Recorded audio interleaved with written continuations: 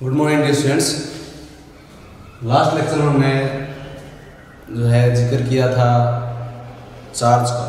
ठीक है, एक यूनिट हमने स्टार्ट की थी इलेक्ट्रोस्टैटिक्स। हमने बात की थी कि भाई इस यूनिट में हम स्टडी करेंगे चार्ज की, चार्ज एट रेस्ट। हमने बात की थी कि कोई चीज़ रेस्ट या मोशन में कब कही जाएगी, तो जो आपका रेस्ट और मोशन का कंसेप्ट है वही रेस्ट और मोशन का कंसेप्ट यहाँ भी अप्लाई होगा। ठीक है, तो जिस भी फ्रेम से हम देखते हैं उस फ्रेम में अगर चार्ज रेस्ट पर है तो वो उस टाइम पर क्या क्या प्रॉपर्टीज जो शो करता है वो सारी प्रॉपर्टीज हम यहाँ पर स्टडी करने वाले हैं। दूसरा हमने ये भी देखा था कि चार्ज जो है वो मास की ही तरह एक प्रॉपर्टी है। जैसे मास की वजह से कोई ऑब्जेक्ट दूसरे किसी ऑब्जेक्ट पर जिसके पास मास है उस पर ग्रेविटेशनल फोर्स लगा पाता है, ठीक उसी तरीके से अगर कोई ऑब्जेक्ट उसके ऊपर चार्ज है तो वो किसी दूसरे ऑब्जेक्ट पर जिसके ऊपर चार्ज होगा उसके ऊपर फोर्स लगा पाएगा। ठीक है, अब अगर वो फोर्स से नेचर में रिपल्सिव भी हो सकता है और नेचर में अट्रैक्टिव भी हो सकता है। यहाँ हम ग्रेविटेशनल फोर्स की बात नहीं करें, ग्रेविटेशनल फोर्स तो होगा ही होगा उनके बीच में, उसके एडिशन में ये फोर्स भी होगा। ठीक है, और एक रियल फोर्स है। तो कोई चार्ज बॉडी दूसरी किसी चार्ज बॉडी पर क्या करती है, फोर्स लगा पाती है, जिस फोर्स को हमने इलेक्ट्रिक फोर्स का सिंपली नाम दिया था। ठीक है, ठीक उसी तरीके से जिस तरीके से कोई मास का ऑब्जेक्ट दूसरे किसी ऑब्जेक्ट पर जिसके पास मास है उसके ऊपर क्या कर पाता है, फोर्स लगा पाता है, ठीक उसी तरीके से चार्ज की भी प्रॉपर्टीज यहाँ पे आपने देखनी है। दूसरी बात हमने ये देखा था कि जो चार्ज है कंसेप्ट कहाँ से आया है। जब हमने कुछ फिनोमिनाज की स्टडी की, जैसे फॉर एग्जांपल जब हम क्लोथ्स से जो आपके स्वेटर वगैरह है उनको उतारते हैं तो साउंड सुनाई देती है आपको, जो है इस तरीके से आपने जो आपकी बिजली कड़कने की जो घटनाएं हैं वो जो है किस वजह से हो पा रही है। या दूसरा हमने जो आप कॉम को अपने जो है कंघे को जब आप हेयर से रब करते हो, ड्राई हेयर से रब करते हो, तो वो डस्ट पार्टिकल्स को या चाके छोटे छोटे टुकड़ों को अपनी तरफ क्या कर देता है, अट्रैक्ट कर देता है। तो इस तरीके की एक्टिविटीज़ को, इस तरीके के नेचुरल फिनोमिनाज को जब हमने स्टडी करने की कोशिश की तो हमने पाया कि कोई जो ऑब्जेक्ट है वो अपने ही इस तरीके के दूसरे ऑब्जेक्ट्स पर फोर्स लगा पा रहा है, उनको या तो अट्रैक्ट कर पा रहा है या रिपेल कर पा रहा है। तो उस चीज़ को हमने नाम दिया चार्ज का, कि वैसा चार्ज की वजह से हो रहा है। और चार्ज की वजह से क्यों हो रहा है, चार्ज क्यों नाम दिया हमने, देखिए हम प्रोटॉन और न्यूट्रॉन के बारे में और इलेक्ट्रॉन्स के बारे में जान रहे हैं क्योंकि क्वार्क पार्टिकल से मिलकर बने हैं, तो हम अपने चार्ज के कंसेप्ट को सीधा वही लेकर चलते हैं। देखिए ये आपका न्यूक्लियस, एक एटम का जो स्ट्रक्चर है, ये आपका एटम का न्यूक्लियस है और ये इसके चारों मैंने आपको कुछ सेल्स ड्रा करके दिखाए। बेसिकली सेल कोई ऐसा डेफिनेट एनर्जी पैटर्न होता है, या एक यूँ कहे कि एनर्जी का जो सेल है उसके अंदर आपके इलेक्ट्रॉन्स कहीं ना कहीं रिवॉल्व कर होते हैं। वो एक एनर्जी क्लाउड होता है, उसमें आपका इलेक्ट्रॉन कहीं भी हो सकता है। आप प्रिंसिपल ऑफ अनसर्टेनिटी से जानते हैं कि हम किसी भी चीज़ की पोजीशन को फिक्स नहीं बता सकते हैं अगर हम उसके मोशन को स्टडी कर रहे हैं। ठीक है, तो इलेक्ट्रॉन्स क्या कर रहे हैं, electrons revolving around the nucleus, nucleus के चारों क्या करते हैं, इलेक्ट्रॉन्स रिवॉल्व करते हैं। ठीक है, तो ये इलेक्ट्रॉन और ये जो आपका न्यूक्लियस है, न्यूक्लियस के अंदर आप सभी जानते हैं न्यूक्लियस ऑफ एटम के अंदर प्रोटॉन्स होते हैं और दूसरा न्यूट्रॉन्स होते हैं जिनको हम न्यूक्लियॉन्स बोलते हैं। तो ये प्रोटॉन्स इलेक्ट्रॉन्स के ऊपर क्या कर रहे होते हैं, फोर्स लगा रहे होते हैं, और ये प्रोटॉन्स भी आपस में फोर्स लगा रहे होते हैं। इन प्रोटॉन्स के बीच में भी कोई ना कोई फोर्स काम कर रहा होगा, प्रोटॉन्स न्यूट्रॉन्स के बीच में कोई फोर्स काम करता है। बेसिकली जिस फोर्स की हमने बात की थी कि भाई अगर आपका कोई पॉजिटिव चार्ज पार्टिकल है, कोई नेगेटिव चार्ज पार्टिकल है, तो ये एक दूसरे पर फोर्स लगाते हैं जिसको आप इलेक्ट्रिक फोर्स बोलते हैं। तो ये न्यूक्लियस भी क्या कर रहा होगा कि ये पॉजिटिव चार्ज है इसके ऊपर, इलेक्ट्रॉन तो नेगेटिव चार्ज होता है, तो ये एक दूसरे से बाइंड है विथ सम फोर्स, जिसको हमने नाम दिया है इलेक्ट्रिक फोर्स का। कि positive charge particle negative charge particle को क्या करते हैं, अट्रैक्ट करते हैं विथ सम फोर्स। ठीक है, अब स्टार्टिंग के लेक्चर में मैंने आपको बताया था जब हम एनर्जी का कंसेप्ट जिक्र कर रहे थे कि अगर कोई चीज़, अगर कोई एक ऑब्जेक्ट दूसरे किसी ऑब्जेक्ट को अपनी तरफ अट्रैक्ट करता है, there is a force of attraction, then the total energy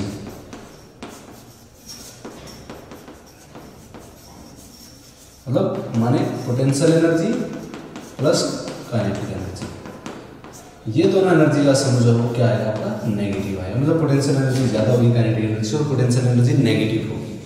तो ये नेगेटिव आने का मतलब क्या होगा कि इलेक्ट्रॉन जो है वो क्या है, बाइंड, बंधे हुए न्यूक्लियस से, बाइंड विद द न्यूक्लियस। अगर ये एनर्जी, इतनी ही एनर्जी इस इलेक्ट्रॉन को कहीं से मिल जाती है तो ये इलेक्ट्रॉन एक किस्म से क्या हो जाएगा, फ्री हो जाएगा। इसको कोई ज़रूरत नहीं रहेगी, आवश्यकता नहीं रहेगी इलेक्ट्रॉन के चारों ओर रिवॉल्व करने की, घूमने की। सिंपल सी बात, ये हमारी समझ में आती है। तो एटम के न्यूक्लियस के द्वारा इलेक्ट्रॉन के ऊपर फोर्स लगाया जाता है, ठीक है, सिंपल समझ में आता है हमें। दूसरा हम ये भी देख रहे हैं कि भाई न्यूक्लियस के अंदर पॉजिटिव चार्ज है और बहुत स्मॉल रीजन में है। एटम के साइज के कंपैरिजन में न्यूक्लियस का साइज 10 टाइम्स जो है 10 to 14 टाइम्स कम होता है। तो न्यूक्लियस का साइज बहुत छोटा होने की कारण, बहुत छोटा, इतना छोटा साइज है न्यूक्लियस का एटम के कंपैरिजन में, उस छोटे रीजन में इतने ज़्यादा हैवी पार्टिकल्स जिनके ऊपर पॉजिटिव चार्ज है। तो हमने स्टार्टिंग में ये भी देखा था कि लाइक चार्जेस एक दूसरे को क्या करते हैं, रिपेल करते हैं, मतलब प्रोटॉन प्रोटॉन को रिपेल कर रहे हैं, नो डाउट। इनके बीच में भी आपस में रिएक्टिव फोर्स लग रहा होगा। ये इलेक्ट्रॉन इस इलेक्ट्रॉन को भी रिपेल कर रहा होगा, इन दोनों के बीच में भी फोर्स ऑफ रिपल्सन हो रहा होगा।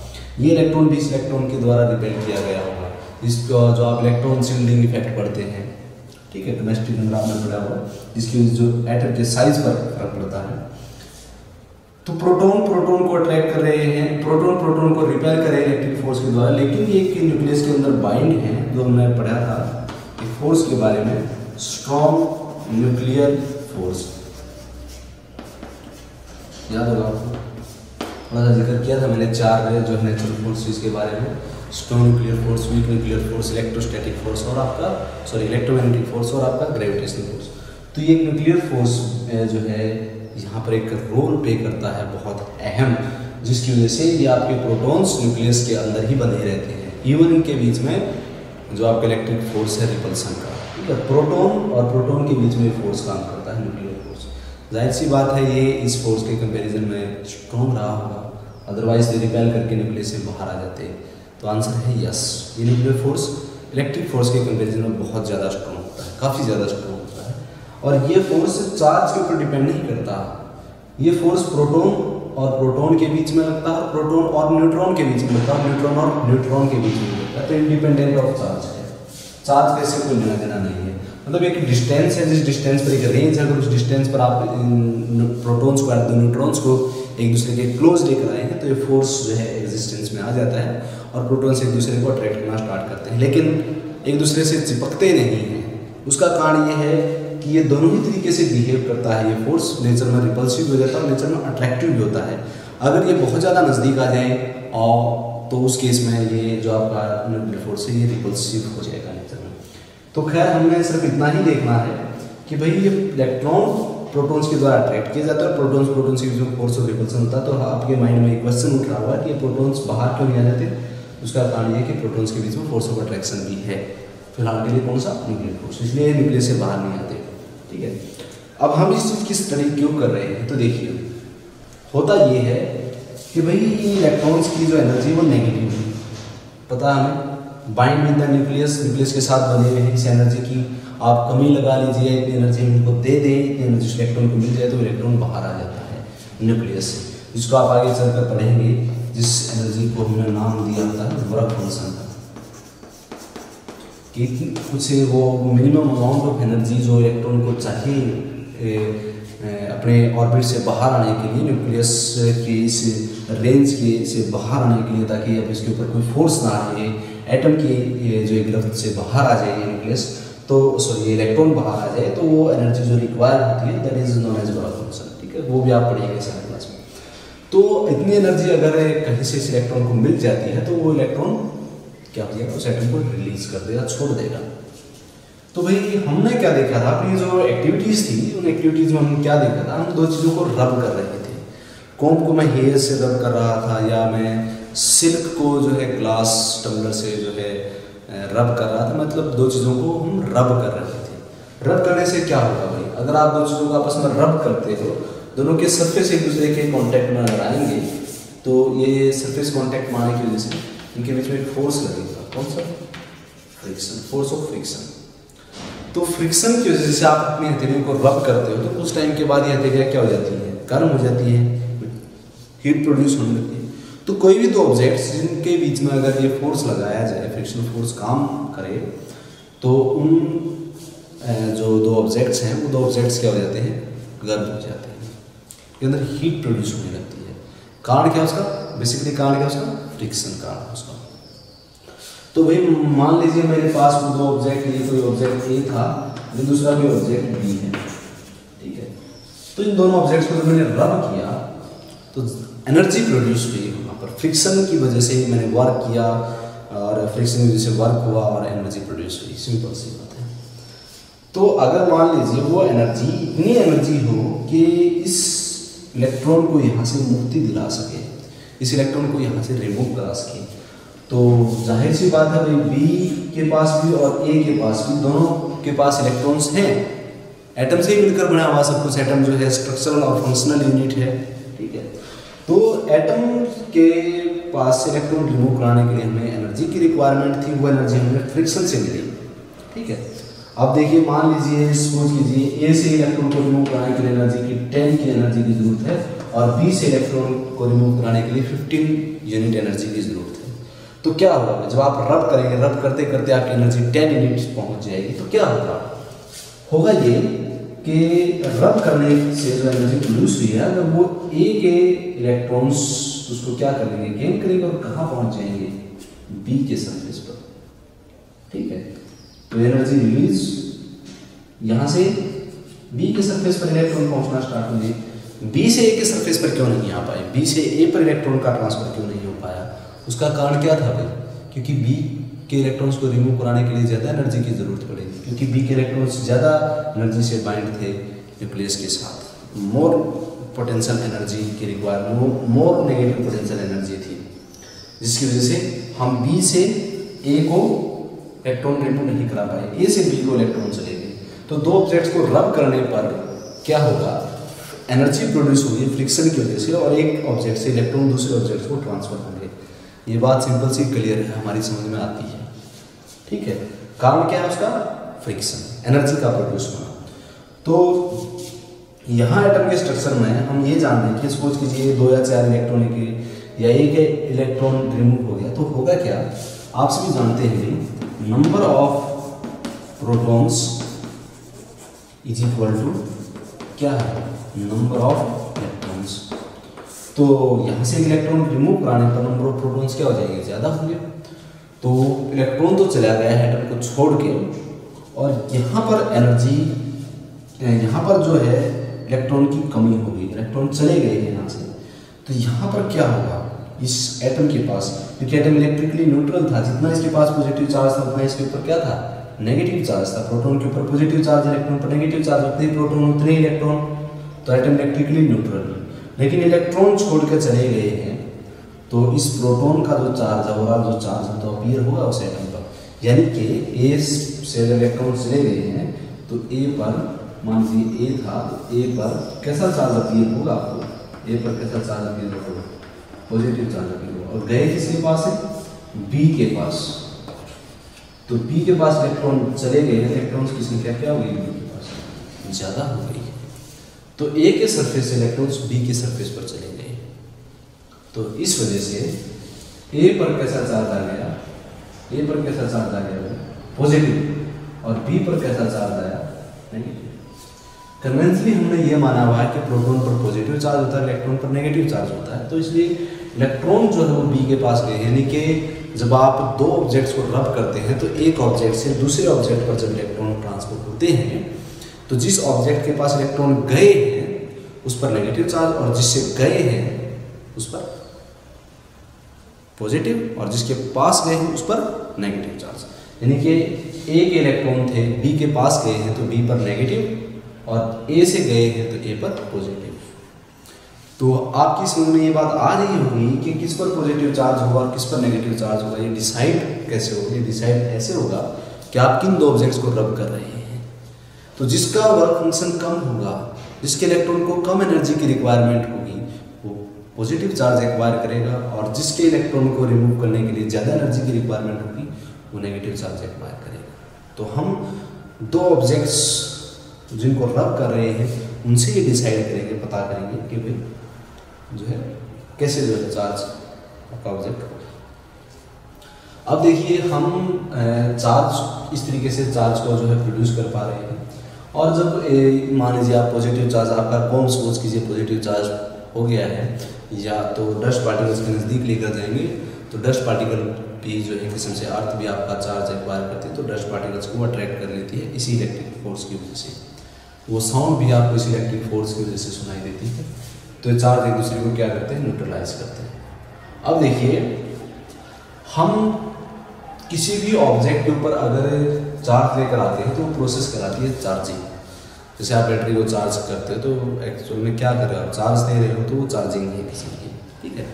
तो अगर आप किसी सरफेस पर, किसी भी ऑब्जेक्ट के सरफेस पर, चाहे वो कंडक्टर हो चाहे कुछ भी हो, अगर उसको आप चार्ज दे रहे हैं तो उस प्रोसेस को हम कहते हैं चार्जिंग। यहाँ आपने दो मेथड पढ़ने हैं, दो तरीके से किसी ऑब्जेक्ट को चार्ज किया जा सकता है, charging by conduction and charging by induction. देखिए फ्रिक्शन की वजह से भी आप चार्ज कर पा रहे हैं, बट किसी एक ऑब्जेक्ट जो कि जिसके ऊपर कोई चार्ज नहीं है उसको आप किसी दूसरे ऑब्जेक्ट की मदद से चार्ज करना चाहते हैं जिसके ऊपर पहले से चार्ज मौजूद है। मान लीजिए सपोज कीजिए आपके पास कोई ऑब्जेक्ट ए है और ये कोई ऑब्जेक्ट बी है, हम एक बी ऑब्जेक्ट हमारे पास है, हम उसको चार्ज करना चाहते हैं, ठीक है, और ए पर हमारे पर चार्ज है लेकिन बी को हम चार्ज देना चाहते हैं। तो ये चार्जिंग के दो तरीके हो सकते हैं भाई, one charging by conduction and another charging by induction. तो कंडक्शन की मदद से कैसे चार्ज जो है और इंडक्शन की मदद से कैसे चार्ज। पहली बात, कंडक्शन की मदद से जब आप किसी ऑब्जेक्ट को चार्ज करना चाहते हैं, चार्ज प्रोड्यूस करना चाहते हैं, तो फिजिकल कांटेक्ट होना चाहिए। दो ऑब्जेक्ट जब एक दूसरे के फिजिकल कांटेक्ट में आएंगे then you can say you can produce या you can induce charge by conduction. मतलब सपोज कीजिए मेरे पास कोई ए ऑब्जेक्ट है, नेगेटिव चार्ज है, कोई कंडक्टर है, इसके ऊपर चार्ज है, अगर मैं किसी दूसरे ऑब्जेक्ट पर चार्ज लेकर आना चाहता हूँ, मान लीजिए सपोज कीजिए ए के ऊपर पॉजिटिव चार्ज है पहले से ही और बी के मैं इसको कॉन्टेक्ट में लेकर आता हूँ, तो ये अपना चार्ज जो है इसको ट्रांसफर करते हैं, ठीक है। तो इधर से सपोज कीजिए इलेक्ट्रॉन्स इसके पास रिमूव आ जाएंगे और ये न्यूट्रलाइज हो जाएगा, क्योंकि यहाँ से इलेक्ट्रॉन आए हैं तो इसके ऊपर कैसे चार्ज आ जाएगा, ठीक है। तो ये तो न्यूट्रलाइज हो गया और इस बी पर आपको कैसा चार्ज मिलेगा, पॉजिटिव। तो हमें तो ऐसा ही लगेगा ना कि ए से बी के ऊपर चार्ज गया है। दूसरा ऐसा हो सकता है कि ए पर नेगेटिव चार्ज हो और बी के आप इसके कॉन्टेक्ट में लेकर आए तो एक्चुअल में इलेक्ट्रॉन यहाँ ट्रांसफर होंगे, यहाँ इलेक्ट्रॉन ट्रांसफर हो गए, ए पर चार्ज खत्म, चले गए सारे इलेक्ट्रॉन, ठीक है। नेक्स्ट इलेक्ट्रॉन आए थे तो ये इलेक्ट्रॉन बी पर अपीयर होंगे और ए पर कोई चार्ज नहीं है, तो इस केस में आप चार्ज ए से बी ट्रांसफर होगा। तो याद रखिए पॉजिटिव चार्ज ट्रांसफर नहीं होता, इलेक्ट्रॉन्स चलकर आते हैं, नेगेटिव चार्ज चलकर आता है, इलेक्ट्रॉन्स चलकर आएंगे। तो इलेक्ट्रॉन्स किस डायरेक्शन में चलेंगे वो आपने देखना है। अगर आपके पास पॉजिटिव चार्ज है तो उसके पास आना पड़ेगा इलेक्ट्रॉन को, तो यानी कि बी से ए पर इलेक्ट्रॉन आए हैं, और अगर बी पर ए पर नेगेटिव चार्ज था और बी को आप चार्ज करना चाहते हैं बाई कंडक्शन, तो ए से इलेक्ट्रॉन चलकर बी पर जाएंगे। क्लियर है, ये चीज़ अपने ध्यान में रखें। आपसे पूछ सकता है कि भाई दो ऑब्जेक्ट्स हमारे पास, ए पर पॉजिटिव चार्ज है और बी पर कोई चार्ज नहीं है, आप दोनों को एक दूसरे के फिजिकल कॉन्टैक्ट में लेकर आते हैं, तो बाई कंडक्शन बी पर चार्ज अपीयर होता है पॉजिटिव और ए पर कोई चार्ज नहीं रहता है। तो मुझे बताइए कि जो चार्ज है वो आपका ए से चलकर बी पर गया है, या पूछ सकता है आपसे कि इलेक्ट्रॉन ए से चलकर बी पर गए या बी से ए पर चलकर गए। तो आपको ये प्रोसेस क्लियर होनी चाहिए कि भाई अगर ए पर पॉजिटिव चार्ज था और बी पर वो चार्ज ट्रांसफर हो गया है, तो बी से इलेक्ट्रॉन चलकर ए पर गए जिसने ए को न्यूट्रलाइज किया है, और यहाँ पर वो इलेक्ट्रॉन यहाँ से गए थे तो यहाँ पर कैसा चार्ज छोड़ देंगे वो पीछे पॉजिटिव चार्ज। अगर ए पर इलेक्ट्रॉन पहले से मौजूद है, नेगेटिव चार्ज है, तो ए से इलेक्ट्रॉन सपोज कीजिए बी पर चलकर आए हैं, क्योंकि बी से तो वापिस ए पर जाएंगे नहीं इलेक्ट्रॉन, तो ए से बी पर गए हैं तो क्या होगा, ए पर कोई चार्ज रहा नहीं और बी पर नेगेटिव चार्ज अपीयर हुआ। इस केस में इलेक्ट्रॉन ए से बी रिमूव हुए। तो इस तरीके से जब दो ऑब्जेक्ट्स को हम फिजिकली एक दूसरे के कॉन्टैक्ट में लेकर आते हैं तो चार्ज जो है वो एक ऑब्जेक्ट से दूसरे ऑब्जेक्ट पर ट्रांसफर हो जाएगा, ठीक है, फिजिकल कॉन्टैक्ट हुआ है। तो इस तरीके की प्रोसेस को हम क्या कहेंगे, चार्जिंग बाय कंडक्शन। ठीक है।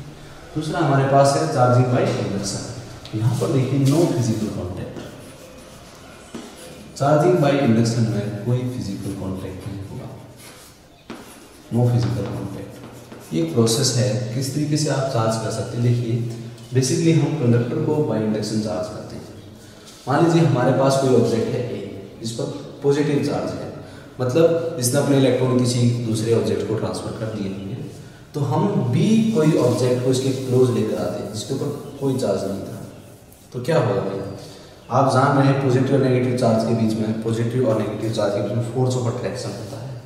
तो क्या होगा, ये जो पॉजिटिव चार्ज है ये बी के इलेक्ट्रॉन्स को, बी के जो इलेक्ट्रॉन्स जो यूनिफॉर्मली डिस्ट्रीब्यूटेड हैं अलग जगह पर हैं, वो अपनी तरफ इनको खींचने की कोशिश करेगा, क्योंकि ये उनके ऊपर क्या करेगा, फोर्स लगाएगा, और ये इलेक्ट्रॉन थोड़े थोड़े कहाँ इस ए पर आने की कोशिश करेंगे। ये चूंकि इनके बीच में गैप है, कोई फिजिकल कॉन्टैक्ट नहीं है यहाँ पर, तो ये क्या होगा, ये इलेक्ट्रॉन यहाँ पहुँच नहीं पाएंगे, बल्कि कहाँ इकट्ठा होंगे, बी के सरफेस पर। तो बी के सरफेस पर ये इस सरफेस पर कैसा चार्ज अपीयर हो जाएगा, नेगेटिव। तो इस नेगेटिव चार्ज को बैलेंस करने के लिए, क्योंकि बी तो पूरा इलेक्ट्रिकली न्यूट्रल था और हमने इसको आइसोलेट भी किया गया। आइसोलेटेड कंडक्टर का मतलब क्या है, इसकी अर्थिंग नहीं की गई, चार्ज अर्थ को ट्रांसफर नहीं हो सकता है, ठीक है। तो इसको न्यूट्रलाइज करने के लिए इस बी के अपोजिट साइड में इतना ही पॉजिटिव चार्ज अपीयर हो जाएगा। तो बी अब भी इलेक्ट्रिकल न्यूट्रल है, जितना नेगेटिव चार्ज उतना ही क्या इस पर पॉजिटिव चार्ज है। अब हम क्या करते हैं, अगर आप इस पर नेगेटिव चार्ज लेकर आना चाहते हैं तो बी को हमने यहाँ से क्या करना पड़ेगा, हटाना पड़ेगा, बी को यहाँ से रिमूव करना पड़ेगा। तो उसके लिए हम क्या करते हैं, एक इस दूसरी साइड की, सॉरी इस बी के जो मेटल है, ये जो कंडक्टर है, इसकी हम दूसरी साइड की अर्थिंग कर देते हैं। अर्थिंग का मतलब आप समझ रहे हैं, से आप सपोज कीजिए कि आपका कोई कंडक्टर है, अगर आप उसके दूसरे फेस को खुद से छू लेते हैं तो वो सारा चार्ज आपकी बॉडी के थ्रू अर्थ पर चला जाता है, इसी प्रोसेस को अर्थिंग कहते हैं। तो वो चार्ज आपका न्यूट्रलाइज हो गया है, ठीक है। तो हमने अर्थिंग की, एक्चुअली में नेगेटिव चार्ज करनी है, अर्थ से इलेक्ट्रॉन आपकी बॉडी के थ्रू बी में पहुंचेगा, डायरेक्ट आप किसी तरीके से इसको अर्थ कर सकते हैं, वो आपने 10th क्लास में पढ़ा हुआ अर्थ, ठीक है। तो इसको अर्थ करेंगे तो सारा चार्ज कहाँ चला जाएगा, अर्थ, ये तो न्यूट्रलाइज हो जाएगा, कोई चार्ज यहाँ पर नहीं होगा। इसकी हमने क्या कर दी, अर्थिंग कर दी। अब हम क्या करते हैं, ए को यहाँ से हटा लेते हैं, ए को हमने हटा लिया तो बी पर क्या होगा, क्या सिचुएशन होगी, बी से पॉजिटिव चार्ज चला गया है, या यूँ कहीं कुछ एक्स्ट्रा इलेक्ट्रॉन यहाँ पर आ गए हैं और इस पॉजिटिव चार्ज को उन्होंने न्यूट्रलाइज कर दिया है, या इन इलेक्ट्रॉनों की जगह ले लिया। अब ये इलेक्ट्रॉन के साथ क्या होगा, ये इलेक्ट्रॉन अपने आप को क्या करेंगे, डिस्ट्रीब्यूट कर देंगे पूरी बॉडी, चार्ज का क्या होगा, डिस्ट्रीब्यूशन हो जाएगा। तो चार्ज जो है बी पर यूनिफॉर्मली डिस्ट्रीब्यूट होगा। आप देख रहे हैं जिस बी पर पहले कोई चार्ज नहीं था उसको अब हमने चार्ज कर दिया, उसके ऊपर नेगेटिव चार्ज लेकर आए। ठीक उसी तरीके से अगर आप ए पर नेगेटिव चार्ज होता तो बी पर पॉजिटिव चार्ज को लेकर आ सकते थे, ठीक है। तो हम बी पर नेगेटिव या पॉजिटिव चार्ज प्रोड्यूस कर पाए हैं, इंड्यूस कर पाए हैं, कि यूँ कहें पैदा किया है, इंड्यूस कर पाए हैं, इसलिए इस प्रोसेस का नाम पड़ा है इंडक्शन, ठीक है। तो ए को बी के फिजिकल कांटेक्ट में लेकर आए बगैर हमने बी के ऊपर चार्ज जो है प्रोड्यूस कर दिया। ये प्रोसेस आपकी इलेक्ट्रोस्टैटिक इंडक्शन कहलाती है, या सिंपली इसको इंडक्शन बोलते हैं। तो इस तरीके से हम चार्ज को किसी कंडक्टर के माध्यम से या जो है कंडक्शन के माध्यम से, इंडक्शन के माध्यम से क्या कर सकते हैं, चार्ज कर सकते हैं, उसके ऊपर चार्ज अपीयर करा सकते हैं, ठीक है। एक्चुअल में होता क्या है, चार्ज प्रोड्यूस कराने के लिए इलेक्ट्रॉन्स का क्या होता है, इलेक्ट्रॉन्स की मूवमेंट होती है, इलेक्ट्रॉन्स को ट्रांसफर होना होता है एक ऑब्जेक्ट से दूसरे ऑब्जेक्ट पर, ठीक है। सिंपल सी प्रोसेस, क्लियर है। इस बात को हमेशा ध्यान में रखना आपने। ये चीज़ आपको इसलिए समझाई गई क्योंकि इस कंसेप्ट के बगैर मैं इस कंसेप्ट को नहीं समझा सकता था, ठीक। तो इस तरीके से हम चार्ज को क्या कर सकते हैं, इंड्यूस कर सकते हैं। लेकिन ध्यान रखिए एक और चीज़, जैसे आपका मास है, हम मास के बारे में बोलते हैं लॉ ऑफ कंजर्वेशन ऑफ मास, ये हमने जो है डिफाइन किया मास को कुछ इस तरीके से कि मास वो क्वांटिटी है जिसको आप क्या नहीं कर सकते, क्रिएट नहीं कर सकते हैं, डिस्ट्रॉय नहीं कर सकते हैं। आप मास के बारे में बोलते हैं मास can neither be created nor be destroyed. वैसे ही कुछ प्रिंसिपल आप चार्ज के बारे में भी पढ़ेंगे, law of conservation of charge भी पढ़ेंगे आप। Charge can neither be created nor be destroyed. तो आपको ऐसा लग रहा होगा कि चार्ज यहाँ पर क्रिएट हो रहा है, ऐसा नहीं है। इस यूनिवर्स में जितने इलेक्ट्रॉन हैं उतने ही रहने वाले हैं, जितने प्रोटॉन हैं उतने ही रहने वाले हैं। तो एक्चुअली में हुआ क्या है, हमने इलेक्ट्रॉन्स को ट्रांसफर कराया है एक जगह से दूसरी जगह पर। मान लीजिए कि पास 20 इलेक्ट्रॉन थे और ए के पास 20 इलेक्ट्रॉन थे, बी के पास 30 इलेक्ट्रॉन 10 इलेक्ट्रॉन थे, दोनों इलेक्ट्रिकली न्यूट्रल थे। लेकिन बी एक इलेक्ट्रॉन बी के ऊपर आ गए हैं, तो एक्चुअल में इलेक्ट्रॉन की संख्या तो टोटल 30 ही रहेगी। अगर वो किसी के पास कम ज़्यादा हो जाते हैं तो उस वजह से उस ऑब्जेक्ट के ऊपर पॉजिटिव या नेगेटिव चार्ज अपीयर होता है।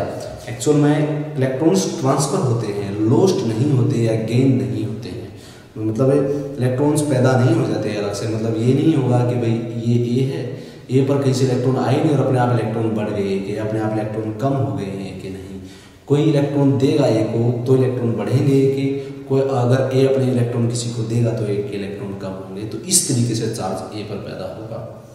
ऑलवेज रिमेंबर, चार्ज जो है neither be created nor be destroyed. Charge खत्म नहीं हो सकता है। चार्ज के ऊपर भी मास के जैसा लॉ ऑफ कंजर्वेशन का जो कंसेप्ट है वो सेम लाइक अप्लाई होता है। तो यहाँ मास को एक फिजिकल क्वांटिटी को दूसरी फिजिकल क्वांटिटी से कंपेयर करके चल रहे हैं भाई, ठीक है। मास ग्रेविटेशनल फोर्स का कारण बना और चार्ज इलेक्ट्रिकल फोर्स का कारण बना। मास भी एक प्रॉपर्टी है, चार्ज भी एक प्रॉपर्टी है, ठीक है। दूसरा, मास की यूनिट है किलोग्राम, चार्ज की यूनिट है कूलम, ठीक है। और चार्ज जो है वो दो तरीके का है, एक पॉजिटिव चार्ज है, दूसरा नेगेटिव चार्ज है, ठीक है। Law of conservation of mass, mass भी डिस्ट्रॉय और क्रिएट नहीं हो सकता। और law of conservation of charge ये कहता है कि चार्ज को भी क्रिएट या डिस्ट्रॉय नहीं किया जा सकता। मोरल हमने पढ़ा है कि मास इज स्केलर क्वांटिटी। मास क्या है? स्केलर क्वांटिटी मास। उसी तरीके से अगर हम चार्ज की बात करें तो चार्ज भी एक स्केलर क्वांटिटी है।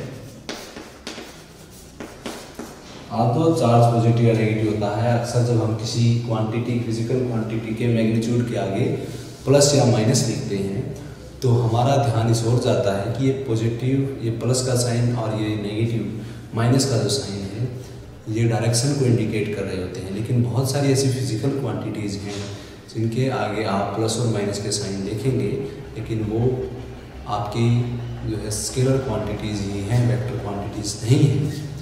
कारण क्या है? आपने वेक्टर्स के बारे में सिंपल सामने ये अवधारणा बना के रखी है, अगर कोई फिजिकल क्वांटिटी अलजेब्रा के नियमों से ऐड हो सकती है तो वो क्वांटिटी स्केलर है, भले ही उसकी क्वांटिटी के मैग्नीट्यूड के आगे प्लस माइनस का साइन आता हो। जैसे कि एनर्जी, जैसे कि चार्ज, अगर किसी ऑब्जेक्ट के ऊपर 10 कूलम चार्ज है और अगर आप 5 कूलम चार्ज और दे देते हैं तो डायरेक्शन आप कोई कंसेप्ट नहीं रहता। दोनों ही पॉजिटिव एक ही किस्म का चार्ज है तो चार्ज ऐड होगा, चार्ज अपोजिट किस्म का है तो माइनस हो जाएगा। सिंपल, जैसे आपके अलजेब्रा के नियम है, कोई डायरेक्शन का लेना देना नहीं है। तो चार्ज के आगे आप मेजर करते हैं जब चार्ज को, तो चार्ज के मैग्नीट्यूड के आगे भले ही प्लस माइनस का साइन आता है, वो क्या इंडिकेट करता है? प्लस का मतलब उस पर पॉजिटिव चार्ज है और माइनस का मतलब उस पर नेगेटिव चार्ज है। क्योंकि चार्ज दो तरीके का है तो वो चार्ज की नोटेशन है, याद रखिए, डायरेक्शन नहीं है, ठीक है। तो चार्ज क्या है? चार्ज भी एक स्केलर क्वांटिटी है। कोई डायरेक्शन वगैरह की बात हम यहाँ पर नहीं करेंगे चार्ज के लिए कि चार्ज की क्या डायरेक्शन होती है। तो याद रखिए चार्ज क्या है? स्केलर क्वांटिटी है। तो ये प्लस और माइनस क्या है? ये प्लस, क्योंकि चार्ज दो तरीके का है तो प्लस पॉजिटिव चार्ज को इंडिकेट करता है और माइनस नेगेटिव चार्ज को इंडिकेट करता है, ठीक है। तो इस तरीके से चार्ज को कैसे इंड्यूस किया जाता है, कब चार्ज पॉजिटिव होता है किसी ऑब्जेक्ट पर, कब चार्ज नेगेटिव होता है, तो एक लिस्ट आपके बुक में बनी हुई है किसके ऊपर दो ऑब्जेक्ट्स को रब करने पर कौन सा पॉजिटिव चार्ज एक्वायर करता है, कौन सा नेगेटिव चार्ज एक्वायर करता है। तो उसको आप जस्ट बुक से देख लेंगे, ठीक है। कंसेप्ट मैंने आपको बता दिया कि दो ऑब्जेक्ट्स में से कौन पॉजिटिव चार्ज एक्वायर करेगा और कौन नेगेटिव चार्ज एक्वायर करेगा। वो डिपेंड करता है वर्क फंक्शन पर कि कितनी एनर्जी इलेक्ट्रॉन को चाहिए रिमूव होने के लिए, ठीक है। तो इस लेक्चर में यहीं तक रखते हैं। नेक्स्ट लेक्चर में हम स्टडी करेंगे कि दो चार्ज के बीच में जो फोर्स लगता है उस फोर्स का मैग्नीट्यूड आप किस तरीके से फाइंड आउट करेंगे, उस फोर्स का डायरेक्शन आप किस तरीके से फाइंड आउट करेंगे, क्या डायरेक्शन होगी उस फोर्स की। ठीक है, तो हम नेक्स्ट लेक्चर में चार्ज के बीच में लगने वाले फोर्सेस की बात करेंगे। ठीक है, से दो ऑब्जेक्ट्स जिनका कि मास है उनके बीच में लगने वाला जो फोर्स है, जो ग्रेविटेशनल फोर्स है, हम उसकी बात करते हैं। ठीक उसी तरीके से दो चार्ज के बीच में लगने वाले जो इलेक्ट्रिक फोर्स है उसकी हम बात करेंगे। ठीक है, तो आज के लेक्चर के लिए इतना ही। Thank you, have a nice day.